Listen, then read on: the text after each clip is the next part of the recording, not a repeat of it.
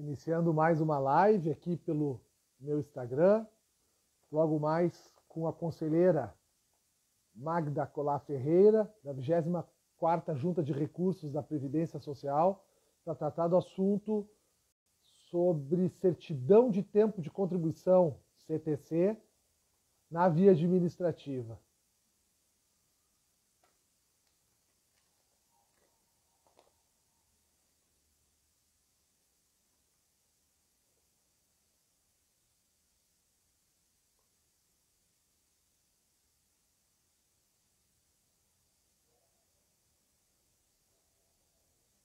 Olá, Débora, boa tarde.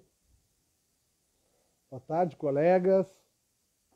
Sejam todos bem-vindos aqui nessa transmissão aqui no meu perfil do Instagram,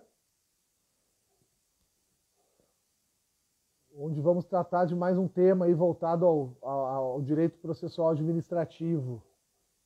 Olá, Alexandra, seja bem-vinda. Grande Augusto, boa tarde, que prazer te encontrar aqui.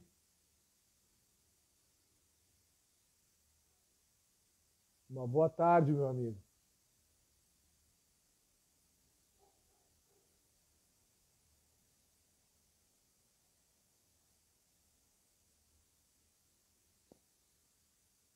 Os colegas vão entrando aqui, eu estou só organizando.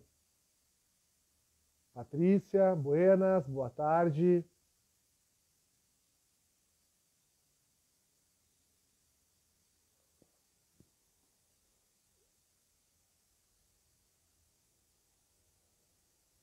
Então, pessoal, o objetivo da nossa transmissão aqui de hoje é tratar de um assunto que eu considero extremamente necessário, né? Que é o tema das CTCs, das certidões de tempo de contribuição, que a gente vem solicitando bastante no dia a dia da nossa advocacia, né? Sempre fez parte da advocacia previdenciária CTCs, mas de um tempo para cá isso vem incrementando bastante, por força inclusive da própria reforma da Previdência de 2019, e o trabalho que a gente vem fazendo aí, muitas vezes casado aí com reconhecimento de filiação, indenização, revisão de CTC, emissão de CTC, são muitas questões que estão relacionadas, né? E a dificuldade é muito grande, porque é um tema pouco regulamentado pela Previdência, pouco publicizado também, a gente não conhece todos os entendimentos administrativos sobre o tema, e não raras vezes o advogado tem uma dificuldade enorme para preencher os requisitos que são exigidos para a emissão de uma CTC. Então, a conselheira Magda Colar Ferreira aceitou o meu convite, vai estar conosco aqui, eu estou aguardando ela, para tratar sobre o assunto. A Magda tem uma experiência enorme no assunto, além de conselheira julgadora da 24ª Junta de Recursos da Previdência Social. Ela é servidora do INSS por mais de 2 décadas. Então, ela está no conselho pela representação do governo, né? E ela vai sim, tenho certeza, aí, trazer luzes para esse tema tão relevante. Boa tarde, Jonaldo. Tudo bom, meu amigo? Seja bem-vindo. Rosana, seja bem-vinda. Que bom encontrar os colegas da área G4 por aqui. Cristiane também está presente. Boa tarde, Cris. A Magda já está por aqui. Eu já vou aceitar aqui a solicitação para a gente dar início, então, à nossa conversa sobre a CTC na via administrativa. Esse é o título aqui da nossa transmissão.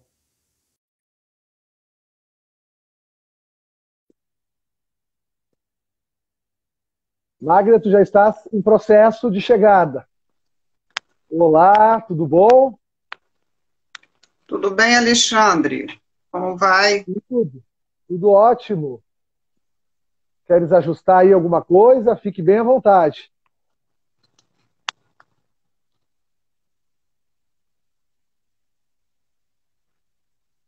O som um pouco alto, mas acho que agora está bom.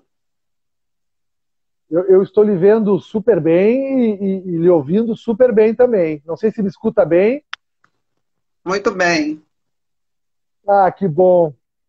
Às vezes a gente tem alguns probleminhas nas transmissões, né? E às vezes o assunto está maravilhoso e começa a trancar, dá vontade de quebrar o celular, de tanta raiva que dá na hora. Magda, minha alegria é muito grande de estar tendo a oportunidade de conversar contigo. Tá? Já te adiantei isso nas mensagens que te mandei. Eu venho desde dezembro do ano passado conversando com conselheiros aqui nesse espaço, às terças-feiras, e tem sido uma experiência fantástica. Né? E eu posso. O legal da experiência é que, sequer eu preciso coletar ela através dos colegas que estão participando todas as terças-feiras. Eu não preciso fazer isso.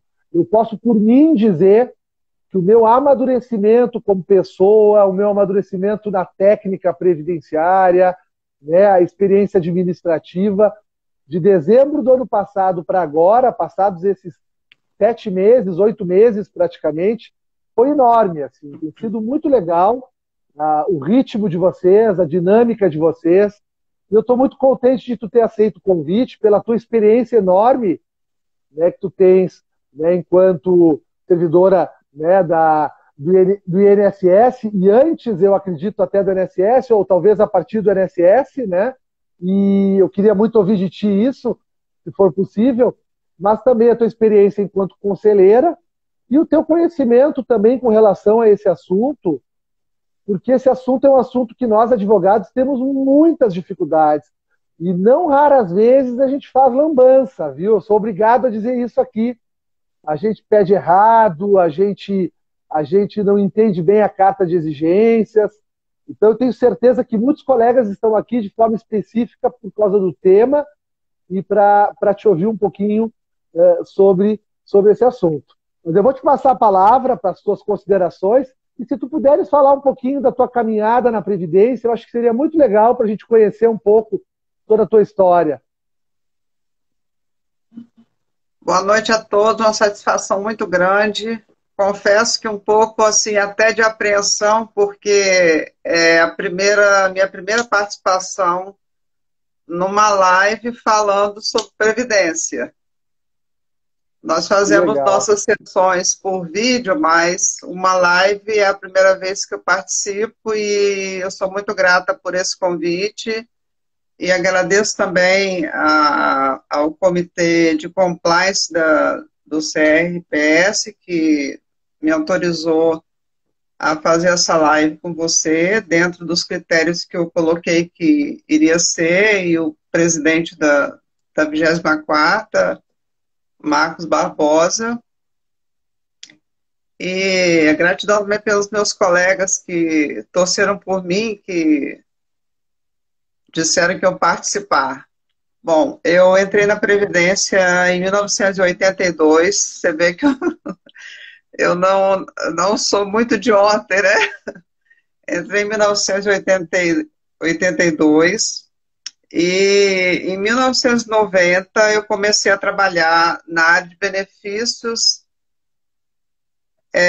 numa recém-criada época, seção de acordos internacionais e convênios com empresas. E foi já naquela época que eu tive que implantar esse setor, e dessa implantação fazia parte o treinamento das pessoas que eu trabalhar como representante desses convênios, no treinamento tanto nas regras do convênio quanto na área de benefícios. Então, na época, eu contava com pessoas que atuavam nas diversas áreas de benefício. E em 1995 eu assumi uma gerência de benefícios, e dali para frente, até eu me aposentar, eu atuei em gestão na área de benefícios, especialmente a concessão, que é o reconhecimento de direitos. Então, uma oportunidade muito grande de conhecer de perto, né, os processos de benefícios, o treinamento para os servidores, que aí eu já comecei a desenvolver o meu próprio treinamento. Em 1998, 99, por aí, eu escrevi uma cartilha que eu até registrei essa cartilha na Biblioteca Nacional, eram perguntas e respostas sobre tudo, e infelizmente eu nunca atualizei esse material, mas eu utilizava ele em todos os treinamentos, inclusive com os sindicatos. Nós fizemos treinamento com praticamente todos os sindicatos de categoria que eu tinha em Vitória, e do interior também, e o próprio treinamento, supervisões nas agências da Previdência. Então, eu vivi muito a Previdência. Minha vida, durante 31 anos, foi vivendo a Previdência, os direitos dos segurados, as obrigações do segurado, a garantia do que era correto e o controle sobre aquilo que não era. Então, a gente, na área de benefícios, tem um estatuto, né, do servidor público, e tem um código de ética a ser seguido, que nos obriga a fazer o certo quando é certo e não fazer quando não é. Então, de todo lado, a gente tinha que lidar com essas questões. Então, na área do benefício, desde 1990 e em gestão de 95 até 2013, quando eu fui para a Junta de Recursos, convidada na época pela presidente Cristina Straesli, que agora preferiu ser conselheira. Então, estamos aqui numa sugestão de falar sobre esse tema, se você gostou, e eu espero que seja valioso para quem estiver ouvindo, para você que se interessou e criou essa oportunidade. Eu espero que seja uma hora de conversa boa. Que ótimo, que ótimo. Que longa história com a Previdência. Sim. Imagino assim o quanto isso não deve lhe trazer hoje uma visão, né, tão ampla para analisar o contexto atual, né? Porque em cada momento histórico a gente sabe que a Previdência respondeu de uma forma diferente, né? Conforme a questão histórica, a ideologia do momento. A gente sabe que a pasta previdenciária sempre é balizada nesses contextos todos, né? Hoje nós não temos mais ministério, né? Temos um INSS completamente diferente do que aquele que foi concebido em 91, né? E eu fico pensando quantas histórias, né, e quantas análises a senhora é capaz de fazer, considerando que trabalhaste, inclusive, no antigo INPS, né, anterior a 1970, né? Sim. Parabéns, parabéns. Obrigada. Queria registrar, Magda, que o Wilson Fontoura está presente, deixou um comentário agora aqui, te deixando um abraço, dizendo que tu és uma referência. Meu colega de composição, né? Porque não posso dizer colega de profissão, porque eu não sou graduada em Direito, minha formação é em Administração. À época que eu fui convidada, ainda era permitido que o conselheiro, o representante do governo, fosse de uma formação superior, que não fosse no direito, e agora não vai mais ser possível. Daqui a uns anos a gente vai formar em direito ou não vai participar mais do conselho. Tá certo. A Shirley também, dando um abraço para a eterna chefe dela, vendo aqui o comentário. Obrigada, querida. Mas, Magda, deixa... Oi? Maravilhosa. Ah, que legal. Deixa eu lhe contar uma coisa. Nós, advogados, quando vamos buscar o direito à expedição da CTC de algum cliente nosso, o marco normativo, a regra que nós sempre buscamos e lembramos e associamos com relação à CTC é a Portaria 154 de 2008. Né? Ela se arraigou perante os advogados, os advogados como um todo, como sendo a legislação. Claro, a instrução normativa também traz algumas questões, a IN 77, por exemplo, traz algumas regras, mas eu começaria te perguntando uma curiosidade, porque se eu estou tratando de uma portaria de 2008, como funcionava antes? Essa questão da migração, porque a gente sabe também que a própria construção dos regimes próprios, ela surge no próprio texto constitucional de 88. Não sei se a senhora conseguiria fazer para nós um pequeno retrospecto assim, dessa questão envolvendo a CTC. Sim. No passado também havia estados e municípios com regimes próprios. E começou a migração das pessoas de um regime para o outro e nada parava sobre a questão do tempo que teve em um e em outro. Então, em 1975, veio a primeira lei de contagem recíproca, a Lei 6226, e ela definia já o que seria uma certidão de contagem recíproca para que esses períodos migrassem de um regime próprio para o regime geral e vice-versa.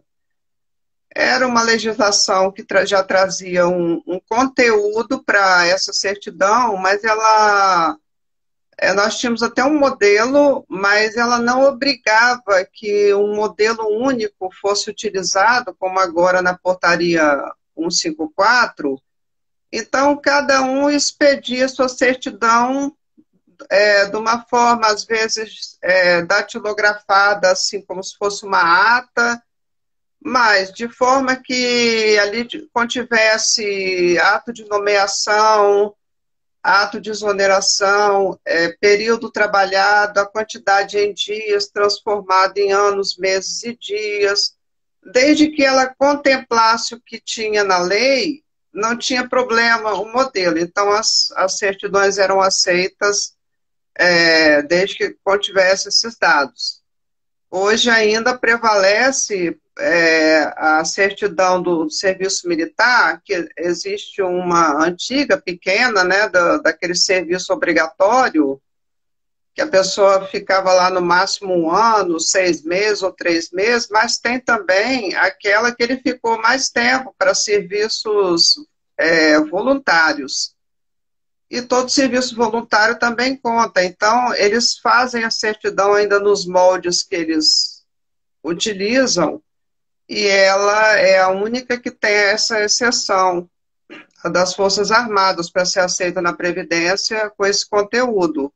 Então, da forma que ela vem, a quantidade de anos, meses e dias que ali tem vão ser contados. Então, essa lei vem sendo modificada, mas esse modelo variava de local para local e vem sendo trazido até que, em 2008, o Ministério, na competência de normatizar sobre atos, sobre certidão para contagem de um regime para outro, ela definiu um modelo. Então, hoje, todos os regimes têm que seguir aquele modelo de certidão. Aí ele tem os campos próprios, ele define tanto para certidão quanto para declaração, porque, por vezes, você deve fazer alguma pergunta aí que eu comento mais detalhadamente, mas, por vezes, não é a certidão que é expedida, porque tem períodos do regime geral naqueles órgãos que vem em forma de uma declaração que também tem um modelo que tem que ser seguido. Se não vier daquela forma ali, fica um pouco difícil de atender de contemplar aquele período. Perfeito. Deixar um abraço no conselheiro Júlio Mendel, que também entrou aqui agora, mandando um abraço para nós dois. Eu estive com ele há 15 dias atrás. Eu assisti. É um grande lutador, né? Impressionante o trabalho do Júlio. Eu estou acompanhando ele e sorte dos trabalhadores rurais aí do Espírito Santo, porque que trabalho belíssimo que ele faz. FETAI sempre Magnífico. foi parceira da Previdência, né? E nós tivemos muito, Júlio, enquanto eu estava no INSS, pela FETAIS, trabalhando Ah, conosco. mas a senhora estava comentando sobre a declaração. Essa é uma questão bem interessante, principalmente para os advogados que estão iniciando, não têm muita experiência ainda, porque então a portaria 154 ela prevê tanto a certidão de tempo de contribuição quanto a declaração de tempo de contribuição. O que, que diferencia? Quando que se faz necessário buscar lá o anexo da declaração e quando que se faz necessário buscar o anexo da certidão? Então, antes da Constituição, vários cargos, eles eram, eram vinculados ao regime geral. Esses cargos, que por vezes não estavam informados na RAIS, que não foram para o CNIS, eles são informados em declaração, com a sua nomeação, aí vem também a relação de salários, ou ficha financeira, né? É, também os comissionados, tem prefeituras que colocavam os comissionados no regime próprio e outras não. Então, antes da Constituição, para dizer assim um termo popular, era um samba do crioulo doido. É, Entendi. Que era a partir cada da um emenda 20, que a partir da emenda 20 o cargo comissionado entra como regime geral. Antes disso empregado. havia um samba do crioulo doido. Muita gente era filiado ao regime próprio e outros ao regime geral. Então, tanto esses comissionados quanto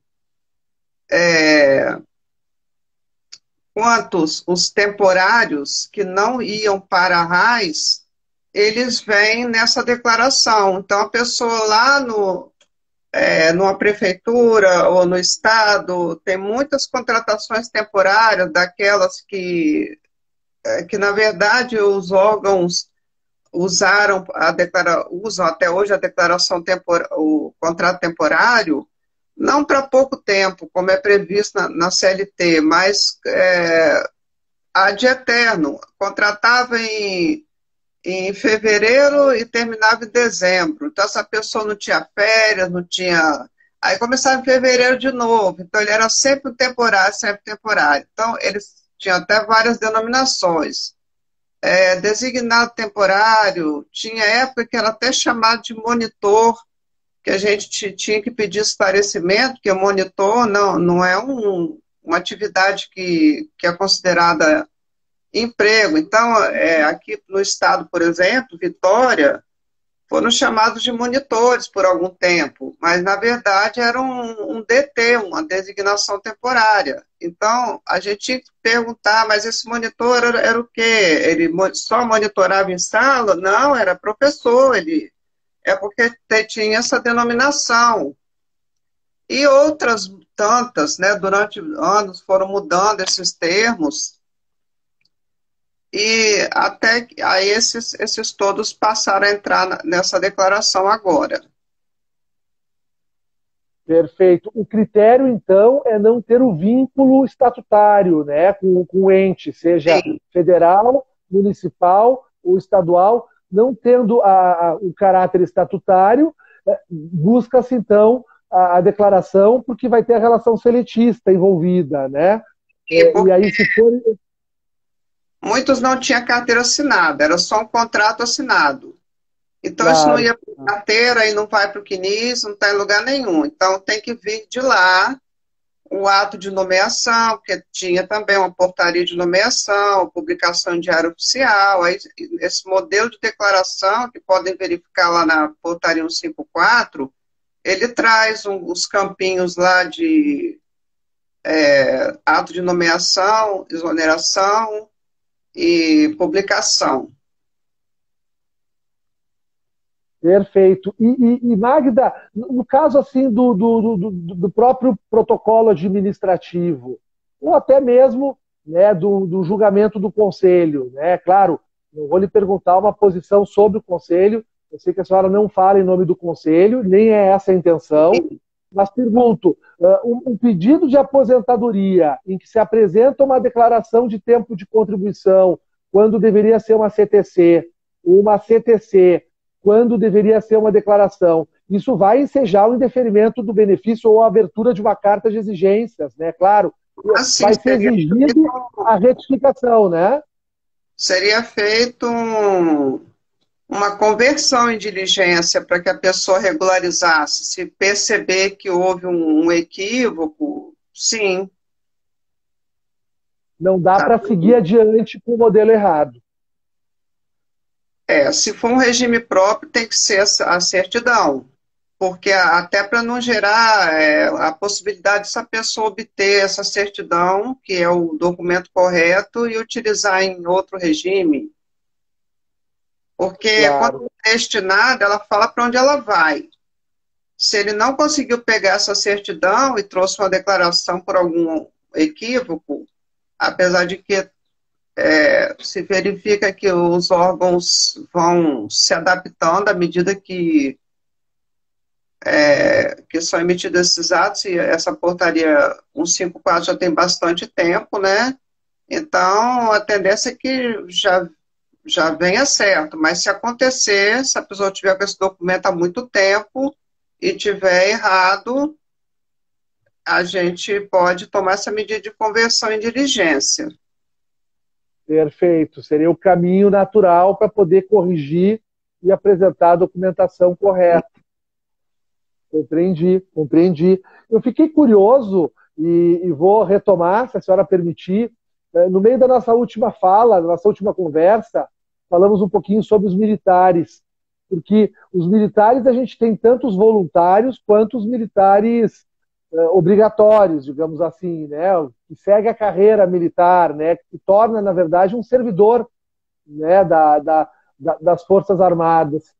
Atualmente, esses militares seguem tendo um modelo diferente ou hoje eles têm o mesmo modelo, eles devem apresentar a mesma CTC como se fosse um servidor civil? Não, esse voluntário é um que fica, ele faz cursos, ao mesmo tempo que ele está servindo lá, depois que ele cumpre o obrigatório, ele tem o soldo, ele fica lá um tempo, 1 ano, 2 anos, 3 anos, sem ser necessariamente um concursado. Hoje, por exemplo, se uma pessoa que estiver fazendo curso superior, já quando tem 18 anos e vai servir o Exército, eles oferecem, se a pessoa quer servir já como até tem um soldo maior, eu não me lembro qual é o cargo que ele segue lá, mas aí seria assim, para ele seguir um tempo mais. Além do obrigatório, ele vai seguir como voluntário. É esse tempo aí que vem certificado, mas não no modelo da 154. Eles são dispensados, a própria portaria fala, eles são dispensados de seguir aquele modelo. Agora, o policial militar, por exemplo, saindo do Exército, se ele sair de lá, ele pode trazer a certidão. Aí o Estado vai emitir no modelo. Claro, o policial militar do Estado ou do Distrito Federal. Esse aí é a certidão do obrigatório ou voluntário, que eles expedem numa certidão um texto corrido. Costuma vir assim, tem o timbre, tem tudo, é do Exército, e não pergunta não, porque uma vez nós fomos perguntar um detalhe lá e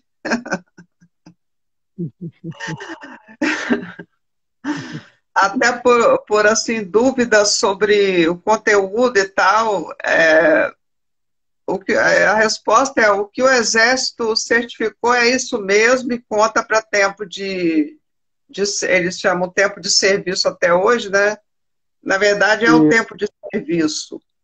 né? E como sempre vem o texto na legislação, né, até que lei dispõe sobre a matéria, são contados como tempo de contribuição, o servido ao Exército. Então, ele vem dessa forma, nessa certidão. Ela complica um pouco mais quando vem essa certidão grandona, que às vezes ela vai falando período trabalhado, e a outra menor, não, ela vem com serviu de tanto a tanto, dá X meses e tantos dias. E pronto. Se você cadastra lá na hora de colocar o tempo como exército, e lá vai ter o tempo. X anos, X meses, X dias, ou meses e dias. Mas não são obrigados a seguir o modelo, não. Não seguem o modelo da portaria 154. Isso é importante. Certamente, o profissional tem que solicitar isso lá no departamento do Comando Militar, que faz, né, a expedição desse documento com os critérios próprios que são seguidos pelas Forças Armadas, né? Isso. Perfeito, perfeito. Essa é uma dúvida também que surge bastante no dia a dia. Tanto essa questão da diferença da declaração para a certidão, eu vejo muito na minha atuação, alguns municípios pequenos têm muita dificuldade ainda, mesmo passados aí quase 20 anos, né, da portaria... Ainda acontece. Ainda acontece, vem serviço certificado, serviço público certificado em declaração, ou vem cargo em comissão em CTC, e aí o segurado encaminha direto para o INSS, o trabalhador, né? E isso gera um problema para nós depois, porque às vezes já transcorreu o prazo do recurso para levar o CRPS, o judiciário às vezes não é o melhor caminho, porque tem que corrigir aquela certidão, fica uma situação bem difícil de ser resolvida para não prejudicar a data de entrada do requerimento, porque senão ele acaba perdendo os retroativos, né? Aqui no estado, nós tivemos, eu desconheço assim as medidas em outros estados, mas nós tivemos uma ação bastante contundente, diferenciada dos fiscais que hoje estão na Receita. Eles visitaram prefeitura por prefeitura e fizeram o levantamento da legislação desde o início do município até aquele momento para detectar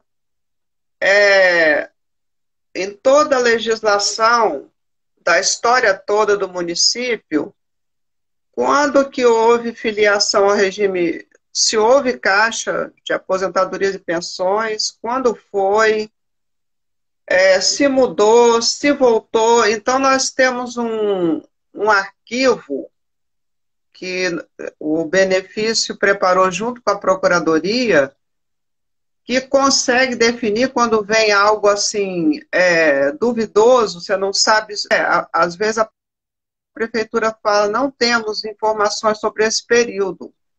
Então, como houve esse estudo, esse material está disponível lá no antigo SRD, né, do INSS aqui em Vitória, com todo o histórico de todas as prefeituras. Então, aquilo foi algo de muito precioso, que nós fizemos questão de fazer um volume de uma pasta de cada município, para ajudar, quando houvesse alguma consulta, o que eu faço com esse período? Ele é o quê?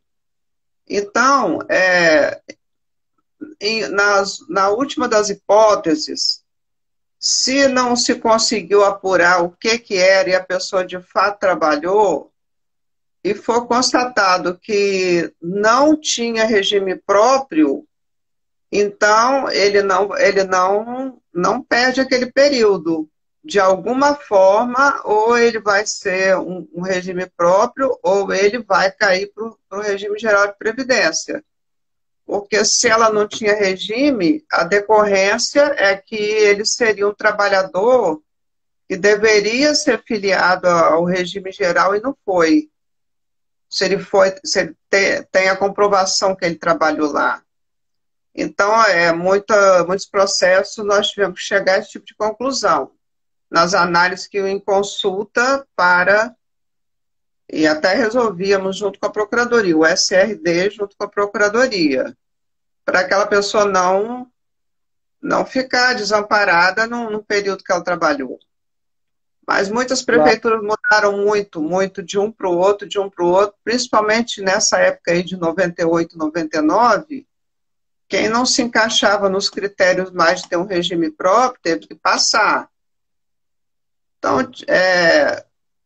a fiscalização conseguiu levantar débitos de períodos que seriam regime geral, eles parcelaram esse débito, só que aí o segurado ele não se responsabiliza por isso, se já quitou débito, se não quitou débito, mas a essa altura, aqui no estado, eu acredito que todos devem ter já encerrado esse parcelamento. Interessante. Até tem uma colega aqui, a Bárbara, que ela faz um questionamento que está diretamente ligado ao que a gente está conversando, né? Que ela aproveita esse relevante tema para questionar a doutora Magda, porque tem um RPPS que passeia a atuar e o município não repassou em dia as contribuições dos servidores de 97 a 2001 ao INSS. Eu até não, a gente não havia falado sobre isso, Magda, antes, e obviamente que se fugir do escopo aqui da nossa conversa, por favor, fique à vontade para referir, mas eu acredito que esteja muito dentro e muito na sua experiência também. Eu acho que é uma curiosidade de muitos colegas. Se a senhora puder aproveitar a resposta para a Bárbara, só nos contar um pouquinho como é que se dá essa transferência dos valores entre os regimes. Então, se ele devia contribuição para o INSS, é porque a pessoa era afiliada ao regime geral, era um vinculado, ele poderia ter até um regime estatutário trabalhista, mas o previdenciário seria o regime geral. Aí, a comprovação do vínculo, de uma forma ou de outra, carteira de trabalho, CNIS, contrato temporário apresentado, a declaração da portaria 154, o meio que vier para ele, como empregado, é presumido o recolhimento. Todo empregado tem presunção, desde sempre. Então, não se investiga se houve recolhimento da parte do segurado. Ele tem essa proteção por lei, desde sempre, a presunção de recolhimento. Então, se comprovar esse vínculo de 97 a 2001, se for RGPS, ele vai ter a contagem do tempo. Se ele era um RPPS e o recolhimento deveria ser para o regime próprio, isso aí já é um problema deles.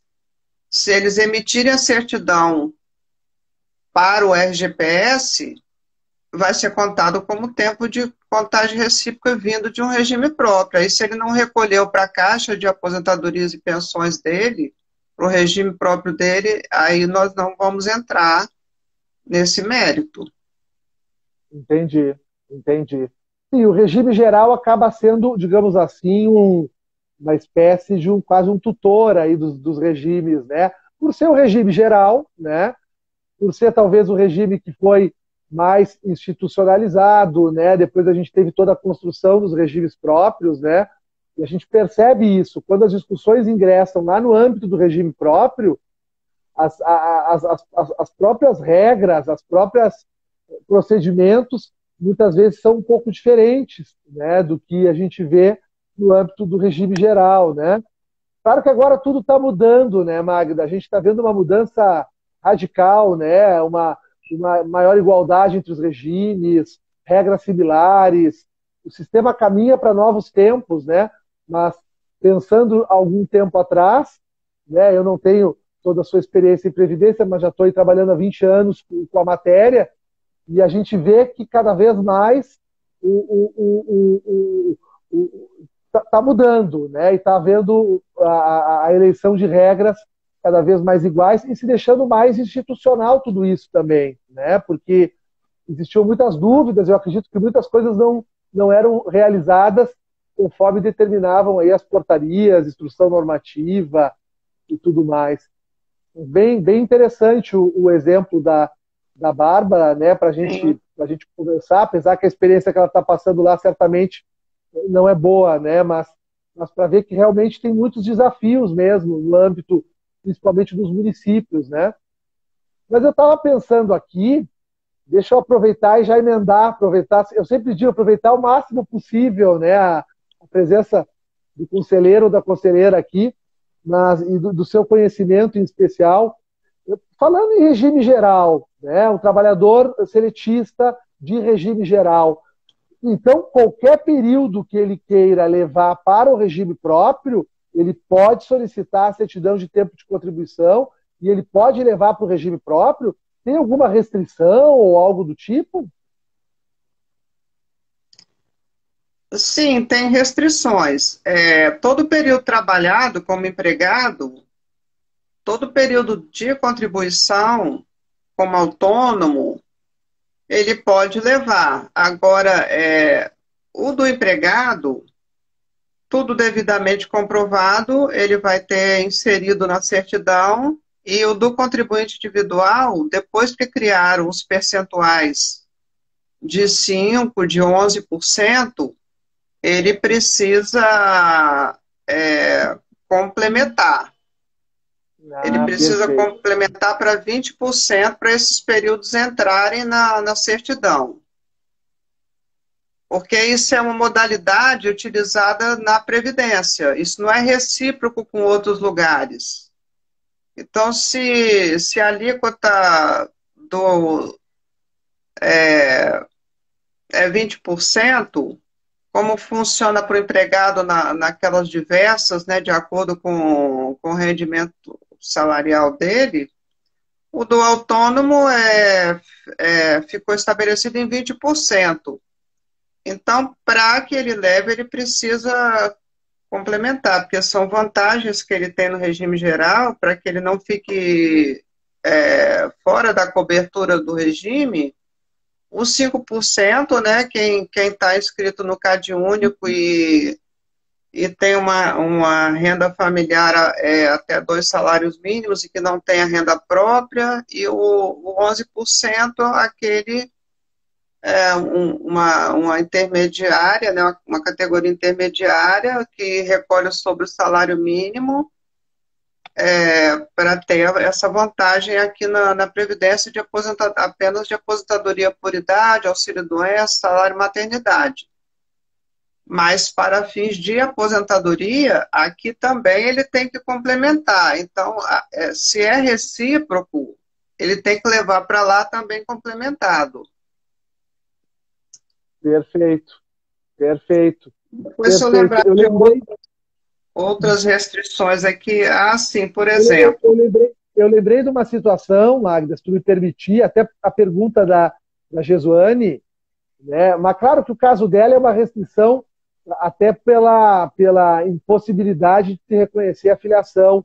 Mas ela perguntou se há um período concomitante entre regime próprio e regime geral, para mim poder levar o período do regime geral para o regime próprio, né? Essa é uma situação também bastante que gera muitas dúvidas. Claro que eu tenho aquelas situações do regime próprio em que há contribuição como regime geral, o que é vedado pela emenda 20, né? Eu não posso, enquanto titular de cargo no regime próprio, verter a contribuição. Não, na verdade seria como facultativo daí. Aí há Facultativo. a vedação, claro. Aí é uma vedação da afiliação, mas no caso específico do exercício de uma atividade como obrigatório, concomitante e permitida por lei, poderíamos falar em CTC nesses casos? Para levar para o mesmo lugar, o INSS vai conceder, só que o regime provavelmente não vai contar, ela não pode somar. A Pela mesma coisa impossibilidade. vai, a mesma coisa vai acontecer se ela trouxer uma certidão de mesmo período de um regime próprio para cá, no objetivo de somar a remuneração. Não vai acontecer. A preferência é da contagem do período que ela exerceu no RGPS para aposentadoria. Ela não pode trazer um concomitante que, se ela quiser, ela pode colocar no processo, mas o período não vai ser admitido e a renda não vai ser somada, se o objetivo for aumentar a renda naquele período. Entendi, entendi. Claro, e no caso da contribuição facultativa, por expressa vedação, né, não é mais possível o detentor de cargo Não, público verter aquela contribuição, ela vai ter o marcador no CNIS e ela está invalidada, né? Então, está não há nem que se invalidada. falar, né? Tá certo. Não Ela sei se a senhora pode, queria comentar outro caso. se ela quiser se aposentar aqui um dia, se o regime dela não tiver vedação, porque me parece que os militares não permitem nenhum tipo de filiação, mas outros órgãos dos estados, municípios e distritos não têm vedação para que a pessoa exerça uma atividade como empregado, se for em horário compatível, ou uma filiação de autônomo. Ela se inscreve e começa a contribuir como autônomo. Isso aí não tem proibição, a não ser para o órgão onde ela esteja. Perfeito. Provavelmente seja o caso dos juízes, desembargadores, deve ter algum tipo de vedação, creio eu. Perfeito. Não, perfeito, está ótimo, ficou muito, muito claro, assim. E, Magda, e o aluno aprendiz? É possível expedição de CTC? Não, o aluno aprendiz já tem uma certidão. Muitos tentam fazer isso. Por quê? Porque a certidão de aluno aprendiz, se você quer que a gente entre nesse tema agora, a gente vai entrando. A certidão de aluno aprendiz, ela só é aceita na Previdência, no regime geral. Ela não é aceita nos demais regimes de estados e municípios e Distrito Federal. Até teve um caso aqui em Vitória, na Prefeitura de Vitória, que uma pessoa do regime deles lá entrou em contato e me perguntou qual o fundamento que vocês têm para admitir essa certidão. Então, eu passei todos os fundamentos. E lá, a procuradoria lá do município, ela deu um parecer favorável ao início do cômputo daqueles períodos lá também. Então, eu não posso pegar uma certidão de aluno aprendiz e colocar ela em outra certidão. É a mesma coisa que uma certidão do serviço militar. Já é uma certidão, a pessoa tem que levar aquela para lá e ver se o regime deles admite. Muitas pessoas tentaram, devem tentar até hoje no INSS, inserir a certidão de aluno aprendiz na certidão de tempo de contribuição, mas não tem amparo legal para isso, porque ela é exclusiva. Antigamente tinha uma lei que vigia sobre o assunto, né, e era também exclusivamente para o regime geral, um decreto-lei que foi publicado em 1942 e foi revogado em 1959. Deixa eu achar aqui o número do decreto-lei. Me fugiu da mente agora. Daqui a pouco eu vou encontrar ele aqui. É o decreto-lei 4.073. Ele é de 42 e teve vigência até 1959. Então, só se contava período de aluno-aprendiz desse tempo aí. Aí, um dia, por perceberem que esse vínculo de aluno-aprendiz ele estava ligado a uma remuneração indireta, que eram custeio da alimentação, pousada, né, para os alunos, recebiam parte do valor que era oferido pela escola pelas encomendas de terceiros. Algumas eram escolas do interior, escolas técnicas rurais, que as pessoas tinham cultura de produtos, então vendiam, e quem participava daquilo recebia em parte. Da Escola Técnica Federal havia encomenda de peças, de aço, de metal, os alunos recebiam. Então, depois da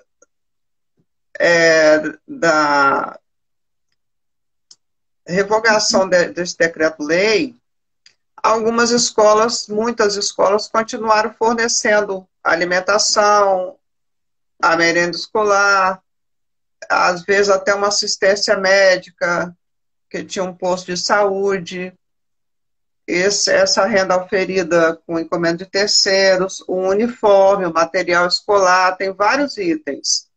Então, se ela permanecesse fornecendo quaisquer daqueles, poderia ser um, dois, três itens, quantos fossem, começou um estudo sobre isso e foi emitido um parecer.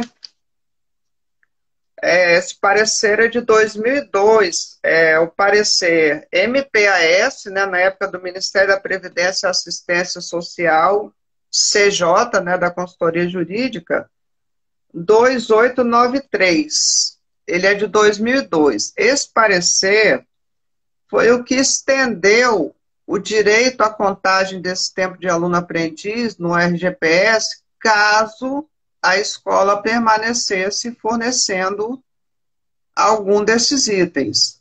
Aqui no caso da Escola Técnica Federal, que hoje é o IFES, aqui no Espírito Santo, ocorreu esse fornecimento até o ano de 75. Então, nós definimos bastante com eles a informação que deveria vir na certidão. A partir de 75, ninguém mais recebia custeio de nada, nem alimentação, nem material escolar, nem uniforme, nem nada. Isso se passou até o encerramento da última turma do ensino industrial da escola, que foi em 75. Então, a certidão varia, né, de escola para escola.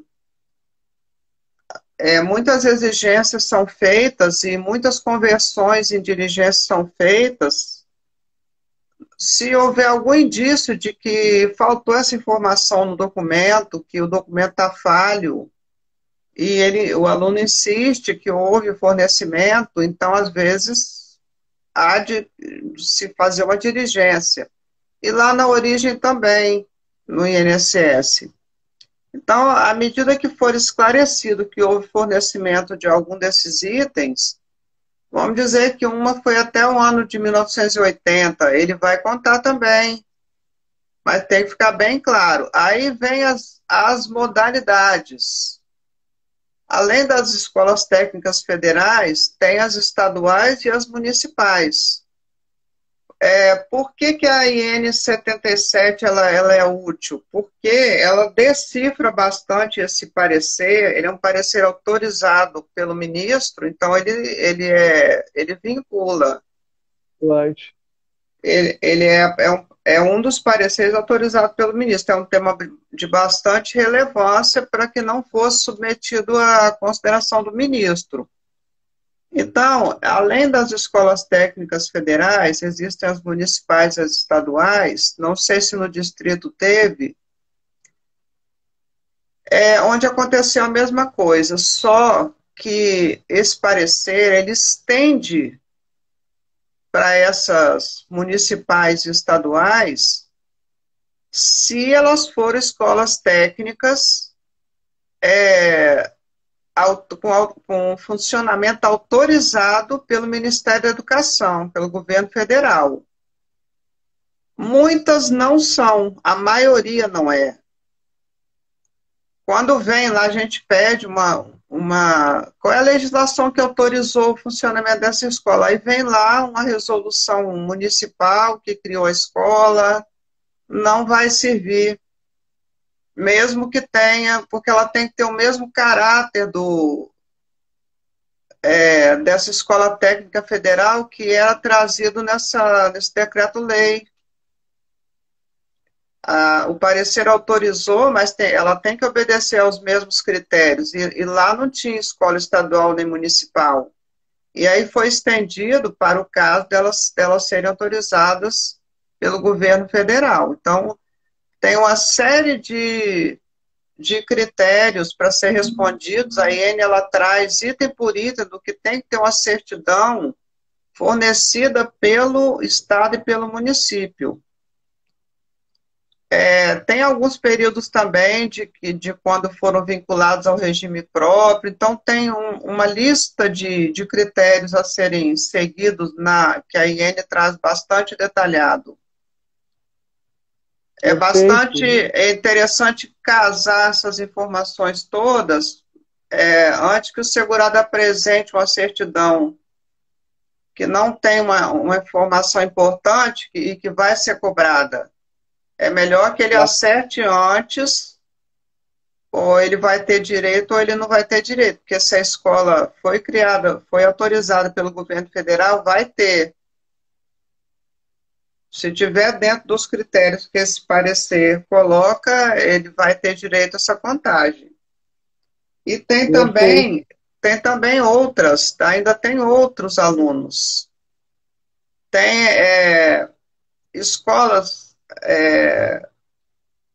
mantidas por empresas ferroviárias, como a Rede Ferroviária Federal, e tem a da Vale do Rio Doce também, em vários estados. Esse período aí, ele conta.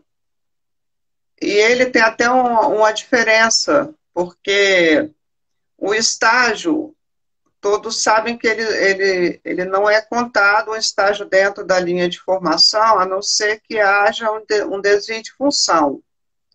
A pessoa foi para estagiar no técnico de contabilidade, num banco, e colocaram ele lá na área de informática. Se ele comprovar isso, ele vai ter o tempo dele contado como empregado e não como estagiário, que não pode ser considerado. Então, esse aluno aprendiz de escola ferroviária, é interessante a situação deles, que enquanto estagiavam, eles já estavam trabalhando na Vale ou na Rede Ferroviária Federal, e não era bem um estágio. Por quê? Porque esse aprendizado já era uma preparação para que ele entrasse na Vale. Ninguém entrava nessa escola se não fosse para a Vale ou se fosse para a Rede Ferroviária Federal ou outras ferroviárias aí que tiver. Não sei se tem. Mas eles estavam dentro já de um trabalho, e esse tempo de trabalho, que seria um estágio, faz parte do período de aprendizado, e não é considerado estágio e é contado totalmente. Aí depois tem o das empresas que custeavam escolas, indústrias que tinham próprias escolas para formar técnicos para aquela indústria. Esse tempo aí também tem os critérios lá de apresentar. Acho que é uma companhia de aço nacional, que agora me perdi o nome aqui. Talvez, nacional. Uma siderúrgica nacional. Ela tinha uma escola e ela certifica. Então, Mas, de qualquer forma, desculpa. Sim, pode falar. Não, mas de qualquer forma, pelo que eu entendi, todos esses períodos certificados é apenas para computarem como tempo de serviço, né, ou de contribuição, como a gente chama hoje, no regime geral. No regime geral. expedir uma certidão para levar para um regime próprio. Isso que é Não é vedado, né? possível. É um tempo Não, utilizado exclusivamente no regime geral. não, perfeito, perfeito. O nosso tempo está indo para o fim, infelizmente, é curto, eu lhe falei que é rápido, é muito rápido, mas, nossa, quantas informações já foram levantadas aqui, eu tenho muito já a lhe agradecer. Eu queria lhe fazer uma última pergunta para a gente encerrar, se for Sim. possível, que é assim, ó, no Conselho, tá? Falando da 24ª, onde a senhora está atuando, né, já há algum tempo, costumam chegar demandas, recursos, versando sobre a matéria da CTC? Quais seriam, assim, os principais problemas que chegam para os conselheiros resolverem? Em linhas gerais, assim, Esse é ou um não chega ponto, muito? esse é um ponto muito importante, eu vou tentar ser bem rápida. As pessoas levam a certidão para o regime próprio e um dia descobrem que não precisaram usar todo aquele tempo lá e querem trazer de volta para a Previdência. Então, o que que eles precisam fazer? Eles têm que ou devolver o original com uma declaração de que não foi apresentada ou não foi usada em parte ou integralmente, para que esse tempo consiga ser restituído para o regime geral. Ele não pode chegar lá com a CTC e falar assim, ó, isso aqui eu usei, isso aqui eu não usei. Tem que ser tudo documentado. Então, o que que o INSS vai fazer? Mesmo que tenha sido usado parcialmente a certidão, já esteja lá dentro de um processo de averbação, a pessoa já se aposentou lá, mas o Estado ou devolve a certidão, tipo assim, emprestada, ou devolve uma cópia dela com uma declaração que não pode desentranhar a peça, mas que ele usou os períodos X, a Y e tal, e não usou o A, B. Esse tempo vai poder voltar para o RGPS. Então, o que que vai ser feito? Vai ser expedida uma nova certidão, igualzinha àquela, informando tempo aproveitado para onde ele levou, exatamente o que ele já aproveitou lá. O restante que não ficar assinalado como aproveitado vai voltar automaticamente para o RGPS. Muitos problemas têm chegado ao Conselho com isso, certidões que a pessoa não seguiu o trâmite devido para devolver, que tem que fazer isso, pegar o original ou uma cópia com declaração, dizendo que usou, que não usou, e entrar com pedido de revisão no INSS para dizer o que quer levar, o que quer trazer de volta para o RGPS. Então, às vezes chega isso lá. Os conselheiros devolvem diligência para oportunizar o acerto e dizendo como que deve ser promovido, para que o segurado saiba o que fazer, o que pedir lá no destino. Então, esse é um problema um pouquinho costumeiro na Previdência. Entendi. Eles devolvem e querem que a Previdência aceite que eles simplesmente devolvam sem que o órgão diga, não, nem trouxe para cá, ou trouxe, mas não usou, ou trouxe, mas usou só isso. Tem que trazer esse documento. Sem isso, não é possível restituir. Eu acabei de fazer um processo desse tipo aí. Olha só, tem uma situação que a gente vê bastante, né, também, e gera muitas dúvidas nos advogados, envolve a revisão da própria CTC, né, envolve essa remodelação dos dias, do período que está constando. Não, excelente, excelente. Ficou bem claro e eu quero lhe agradecer por tudo. Muito obrigado. Foram várias questões levantadas aqui. Ficou à vontade de fazer uma outra live. Né? Alguns colegas aqui dizendo, pô, que pena, mas eu sempre limito em 1 hora, em razão até de compromissos, mas também justamente porque sempre é bom ficar com gostinho de quero mais também, a gente fica mais reflexivo, né, diante de tudo que foi tratado aqui também, Mas espero que, de repente, mais na frente, a gente possa voltar a conversar. Se a senhora aceitar, para mim vai ser um prazer enorme. Para mim Já vamos também, agradecer. para mim também, é um prazer enorme. Estou muito feliz por esse dia. Foi um desafio para mim, um desafio.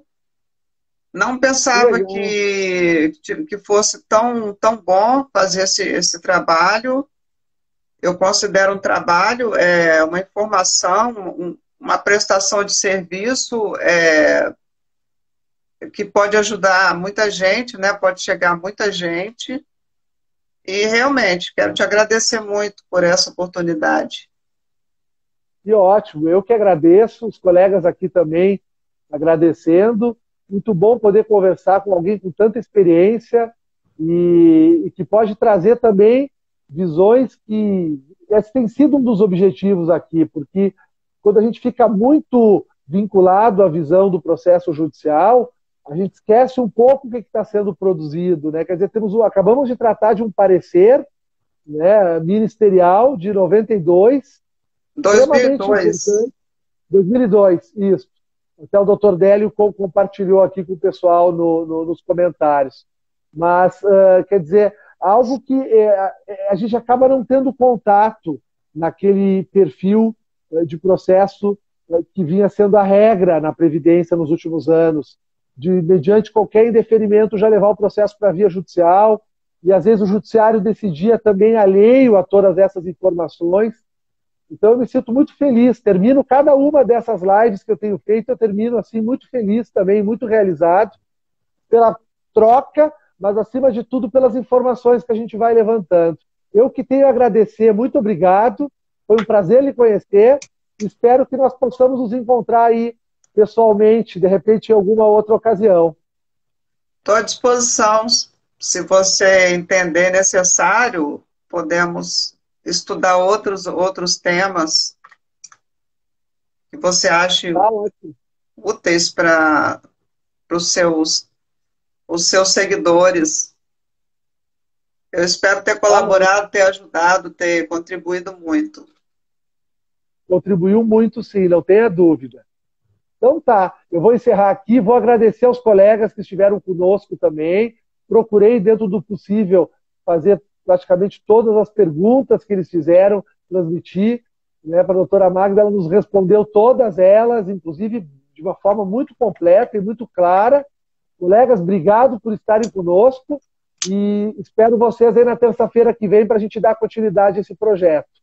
Magda, uma ótima semana, uma boa noite, um Para abraço você apertado. também, e todos que estiveram participando, os meus amigos aqui da junta, meus colegas do INSS, eu pelo menos vi a Sheila e aí, não sei se tem mais alguém, mas depois eu vou descobrir. E a live, ela fica disponível? Fica. A live vai ficar aqui no meu perfil do Instagram e eu vou colocar ela também no YouTube, no meu canal, que é Ah, que Alexandre bom. Pinquet. Depois eu compartilho com a senhora o link. Sim, muito Então tá. obrigada. Nada, um abraço. Para você também. Tudo de bom. Deus te abençoe. Da mesma forma. Tchau, tchau. Tchau.